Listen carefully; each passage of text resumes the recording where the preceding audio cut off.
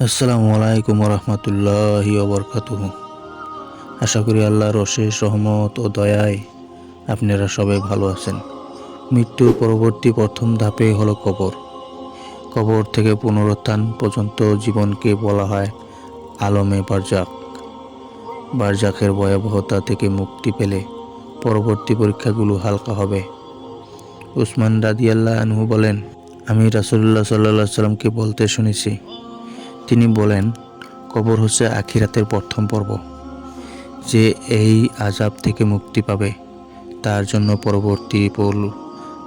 পরবর্তী পর্বগুলো সহজ হয়ে যাবে, আর যে মুক্তি পাবে না তার জন্য পরবর্তী ধাপগুলো আরও কঠিন হবে। কবরের অবস্থা: কারো কবর জাহান্নামের একটি গর্ত, কারোটা জান্নাতের একটি বাগিচা। কবরের আযাব কোরআন, সুন্নাহ ও ইজমার দ্বারা প্রমাণিত। দুটি পাশের মাটি সাপ দৃশ্য দংশন, হাতুড়ি দিয়ে ফেরেশতাদের বিশাল আঘাত ও প্রজ্বলিত অগ্নির মতো ভয়ঙ্কর শাস্তি আছে কবরে। তবে মুমিন বান্দার জন্য কবর হবে প্রশান্তির বিছানা, জান্নাতের বাগান। এক শান্তিময় ঘুমে কেটে যাবে তার বরজাখের জীবন। তোমার রবকে? কবরের প্রথম প্রশ্নটি আপাত দৃষ্টিতে খুবই সহজ মনে হয়, কিন্তু প্রশ্নটি জটিল। বেশিরভাগ মানুষ এই ব্যাপারে উদাসীন। দুনিয়ায় আমরা যত তাওহীদুর রুবিয়া স্বীকার না করি, তাহলে সেদিন এই প্রশ্নের জবাব দেওয়া সম্ভব হবে না। যারা মানুষকে রবের আসনে বসিয়েছে তারাও এই প্রশ্নের জবাব বলবে লা আদ্রি, অর্থাৎ আমি কিছুই জানি না। মানুষ মানুষকে কিভাবে রব বানায় আল কোরআনে এসেছে, তারা তাদের ধর্মীয় গুরু ও নেতাদের হিসাবে গ্রহণ করেছে। সূরা তওবা আয়াত 31। তোমার দিন তথা জীবন ব্যবস্থা কি? কবরের দ্বিতীয় প্রশ্নের জবাব তো সবাই জানা, কিন্তু এর বাস্তবতা এতটাই সহজ নয়। তারাই এই জবাব দিতে পারবে যারা পরিপূর্ণভাবে ইসলামকে আঁকড়ে ধরেছে।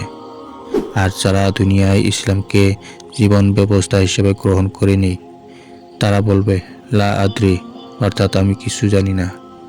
আমরা তো সবাই নামধারী মুসলিম, নাম মাত্রে ইসলাম পালন করছি, কিন্তু বাস্তব জীবনে মানব রচিত বিধান জীবন ব্যবস্থা হিসাবে গ্রহণ করেছি। আল্লাহ তাআলা বলেন, যে ব্যক্তি ইসলাম ছাড়া অন্য কিছু জীবন ব্যবস্থা হিসাবে গ্রহণ করবে তা কখনো কবুল করা হবে না, বরং সে আখিরাতে ক্ষতিগ্রস্তদের অন্তর্ভুক্ত হবে। আমরা কি পারব উক্ত প্রশ্নের জবাবে উত্তীর্ণ হতে? আজ দুনিয়ায় ইসলামী জীবন ব্যবস্থা উপেক্ষা করে চললে সেদিন এই কথা জবান দিয়ে বের হবে না। দিন আল ইসলাম, অর্থাৎ আমার জীবন ব্যবস্থা ইসলাম। তারপর তোমার নবীকে? কবরের সর্বশেষ প্রশ্নে আমরা কি কামিয়াব হতে পারব?